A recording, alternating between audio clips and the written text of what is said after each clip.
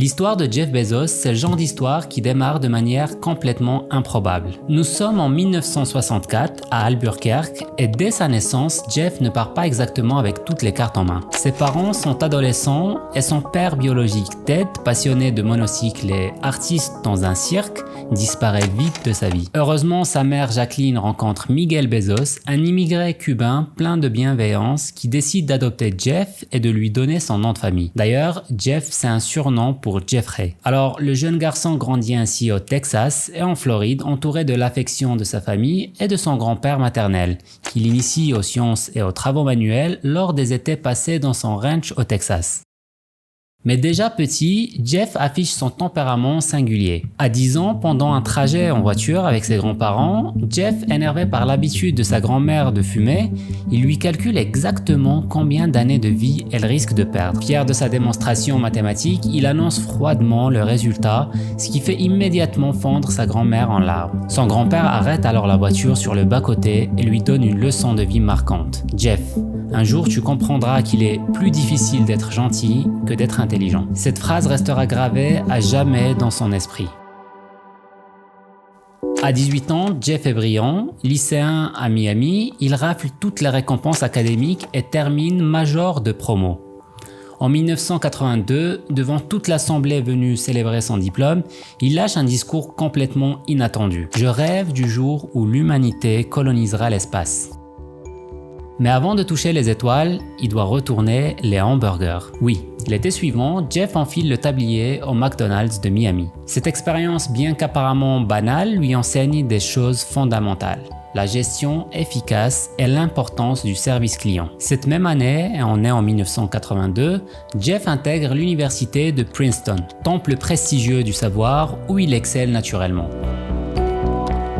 4 ans plus tard, diplôme en poche avec mention en informatique, il pourrait décrocher n'importe quel job confortable.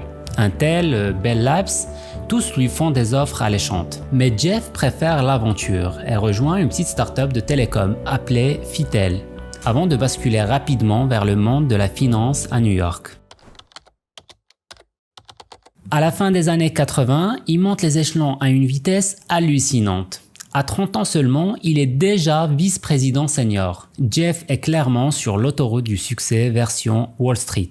Mais en banque, Jeff ne va pas seulement accumuler des bonus, il fait aussi une rencontre décisive. Mackenzie, jeune romancière prometteuse, partage son bureau. Elle est charmée par ce jeune homme enthousiaste au rire si particulier. Elle dira plus tard être tombée amoureuse en entendant simplement son rire.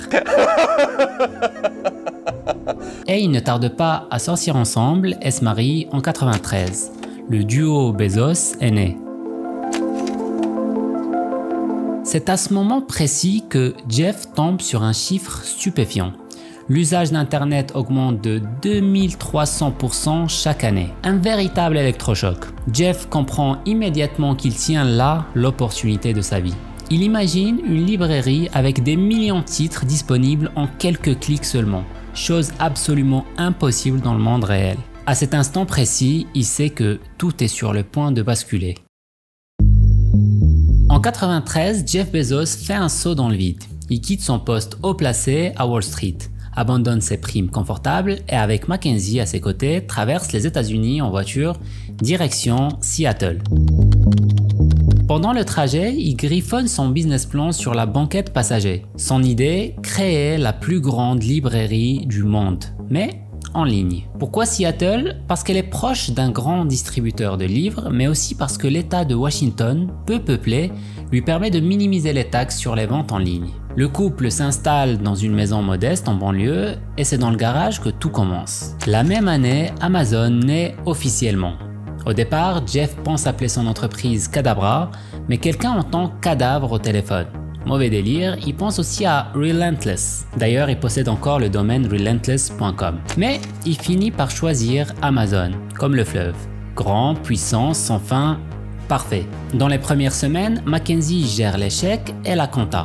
Jeff, lui, code le site et pense aux fonctionnalités. Ses parents Mike et Jacqueline y croient dur comme fer.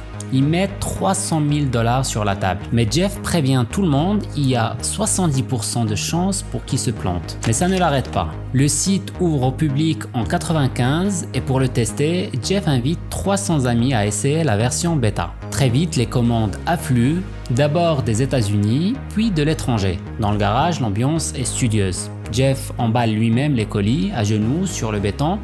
Un jour, il se plaint « Il nous faudrait des genouillères ». Un employé lui répond « En fait, ce qu'il nous faut, ce sont des tables ».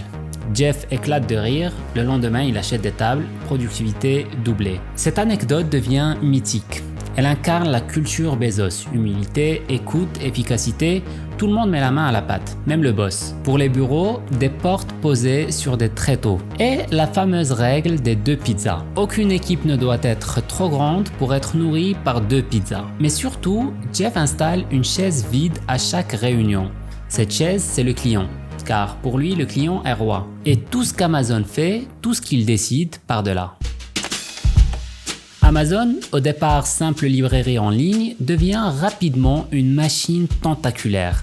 En 98, Bezos commence à élargir son catalogue, CD, DVD, électronique, jouets, vêtements, tout y passe. Il veut créer The Everything Store, la boutique où l'on trouve absolument tout. Pour financer cette croissance explosive, Amazon entre en bourse en 97. Et très vite, Jeff Bezos devient l'incarnation de la révolution numérique. En 99, à 35 ans, il est élu personnalité de l'année par le magazine Time. Mais la route est loin d'être tranquille. En 2000, la bulle Internet explose. Beaucoup de startups coulent. Les actions Amazon dévissent. L'entreprise emprunte pour survivre. Et malgré le vent de panique, Bezos reste fidèle à sa vision. Il répète toujours, c'est toujours le jour 1 chez Amazon. Mentalité de départ, innovation constante. Et ça paye. Amazon survit et se renforce même. Bezos enchaîne les innovations, la liseuse Kindle en 2007, puis Amazon Web Services, le service cloud qui deviendra une machine à cash. En 2013, il se lance même dans les séries et les films avec Prime Video. Puis viendront le cloud gaming, l'intelligence artificielle et rien ne l'arrête.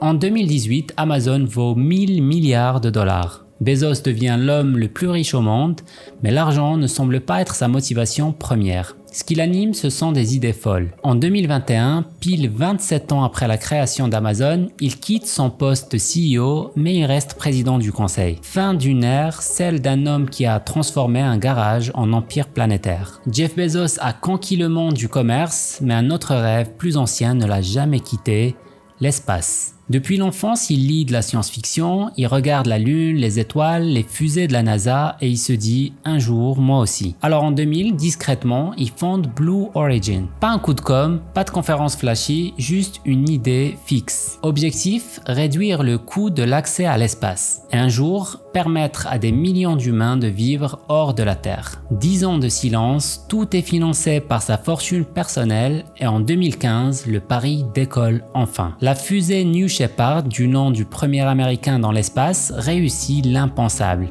Elle monte au-delà de 100 km, puis revient se poser à la verticale. C'était un game changer. Ce moment, c'est l'enfance qui frappe à la porte. Mais il veut aller plus loin. Il enchaîne des tests, vend les premiers billets pour des vols touristiques et en 2021, il décide de monter à bord, lui-même dans son propre vol habité. Jeff Bezos, son frère Mark et quelques autres invités vont vivre 10 minutes de vol inoubliables, quelques instants en apesanteur. À l'atterrissage, Bezos sort de la capsule surexcité, c'est le meilleur jour de ma vie. Blue Origin planche déjà sur une méga fusée, un atterrisseur lunaire pour la NASA et une future station spatiale privée. Mais il ne mise pas tout sur les étoiles. En 2013, il rachète le Washington Post. Le journal est en perte de vitesse, il le transforme, le digitalise et le sauve. Il investit aussi dans des dizaines de startups via Bezos Expeditions. Robotique, IA, santé et Google, dès 1998. Pendant des années, il était critiqué pour son manque de philanthropie, mais il finit par réagir. En 2018, il lance le Day One Fund pour financer des crèches gratuites et aider les familles sans abri. Et en 2020, il crée le Bezos Earth Fund et promet 10 milliards pour la lutte contre le changement climatique. Sur le plan personnel, la vie de Jeff Bezos a connu des changements importants au fil des années. Pendant 25 ans, il partage sa vie avec Mackenzie, 4 enfants, 3 fils biologiques et une fille adoptée en Chine. Elle tape les premiers contrats d'Amazon, le soutient quand tout vacille, parce qu'en 2019, tout s'arrête. Divorce. Cette séparation très médiatisée fait suite à la révélation de la relation de Jeff Bezos avec Lauren Sanchez, une ancienne présentatrice de télévision reconvertie dans l'aviation. Le divorce se déroule à l'amiable, Mackenzie reçoit une part des actions Amazon qui fait d'elle l'une des femmes les plus riches au monde. Et elle s'engage à en donner une grande partie à des œuvres caritatives et devient une philanthrope majeure. Jeff Bezos, de son côté, officialise sa relation avec Lauren Sanchez. Lauren Sanchez partage le goût de Jeff pour l'aventure, pilote d'hélicoptère. Elle l'accompagne souvent aux 4 coins du globe et dans ses projets spatiaux. En juin 2025, Jeff Bezos épouse Lauren Sanchez lors d'un somptueux mariage à Venise, en Italie. La cérémonie, digne d'un conte moderne, réunit environ 200 invités triés sur le volet, parmi lesquels des personnalités comme Oprah Winfrey ou le roi de Jordanie. Mais derrière le milliardaire, il reste ce gamin curieux, un peu geek, un peu rêveur. Il a grandi avec Star Trek et en 2016, il réalise un rêve improbable. Il décroche un caméo dans Star Trek Beyond déguisé en alien. Jeff Bezos, c'est aussi un rire. Fort, incontrôlable, reconnaissable entre mille. Mackenzie disait que c'est ce rire-là qui l'avait fait craquer. Un rire qui tranche avec l'image du boss glacial.